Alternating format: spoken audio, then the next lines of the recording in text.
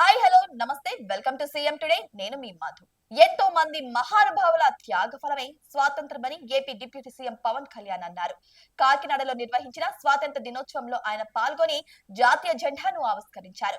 ఈ సందర్భంగా ఆయన మాట్లాడుతూ సూపర్ సిక్స్ అమలు చేసి మహిళలకు ప్రత్యేక ప్రాధాన్యత ఇస్తున్నామని తెలియజేశారు. స్త్రీ శక్తి ద్వారా మహిళలకు ఉచిత బస్సు ప్రయాణ పథకం ప్రారంభిస్తున్నట్టు కూడా పవన్ కళ్యాణ్ చెప్పుకొచ్చారు. గత పాలకుల సమయాన్ని డార్క్ సమయంగా చెప్పవచ్చని 2019 నుంచి 24 వరకు బ్రిటిష్ పాలన మాదిరిగా సాగిందని ఆంధ్రప్రదేశ్ లో అని ఆయన చెప్పుకొచ్చారు.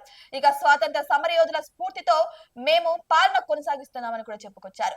ఇక రాష్ట్రం అభివృద్ధి చెందాలన్నా, పెట్టుబడులు రావాలన్నా, శాంతి భద్రతలు బలంగా ఉండాలి అన్నా సరే ఖచ్చితంగా ఇప్పుడు కూటమి ప్రభుత్వంకే సాధ్యమవుతుందని చెప్పుకొచ్చారు. ప్రతిపక్ష నాయకులు ఓడిపోతే ఓటు చోరీ అంటున్నారు. గెలిచినప్పుడు ఒక న్యాయం, ఓడినప్పుడు మరో న్యాయమా? వైకాపా పాలనలో ఎవరైనా గొంతెత్తితే దాడులు జరిగేవి. అవినీతికి అలవాటు పడిన వాళ్ళు ఏమైనా చేస్తారు. కూటమి ప్రభుత్వం వచ్చాక ప్రజలు స్వేచ్ఛగా జీవిస్తున్నారని చెప్పుకొచ్చారు డిప్యూటీ సీఎం.